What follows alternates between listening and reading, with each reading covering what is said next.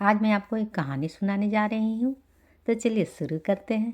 एक जंगल में एक घमंडी और शैतान शेर रहता था और वह खुद को जंगल का राजा कहता था।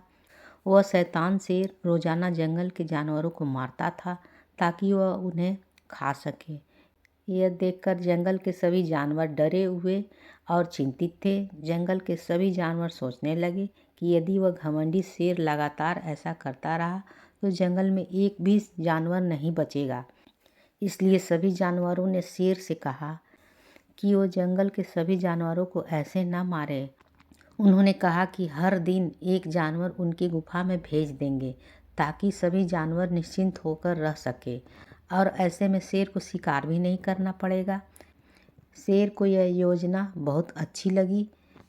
इस तरह से उस दिन के लिए बाकी के जानवर शांति से रहने लगे और एक एक करके बाकी के जानवर उस शैतान शेर का भोजन बनने लगे। बेचारे जानवर करते भी तो क्या, ऐसा कई दिनों तक चलता रहा।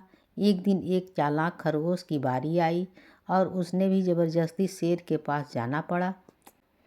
खरगोश ने सोच लिया था कि वह उस शेर को अंत करके ही रहेगा, इसलिए उस खरगोश ने जंगल का लंबा रास्ता अपनाया और शेर तक बहुत देर में पहुंचा। भूखा शेर गुस्से में लाल था और उसने दहाड़ते हुए खरगोश से पूछा कि वह देर से क्यों आया है। खरगोश ने कहा कि उसे देर इसलिए हो गई क्योंकि रास्ते में उसके पीछे एक खूंखार सा शेर पीछे पड़ गया था और उसे खा जाना चाहता था। खरगोश ने यह भी कहा कि वह शेर खुद को जंगल का राजा कहता है। जब भूखे शेर ने यह बात सुनी तो उसे बहुत गुस्सा आया। भूखे शेर ने खरगोश से पूछा कि वह दूसरा शेर कहाँ है।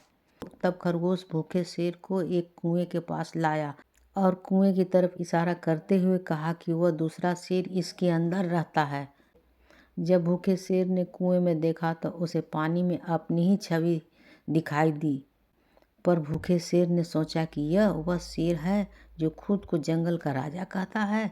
शेर ने गुस्से से दहाड़ा तो उसकी छवि भी उसके जैसा कर रही थी। यह देखकर भूखे शेर को बहुत गुस्सा आया। बिना कुछ सोचे समझे दूसरे शेर को मारने के लिए कुएं में कूद गया।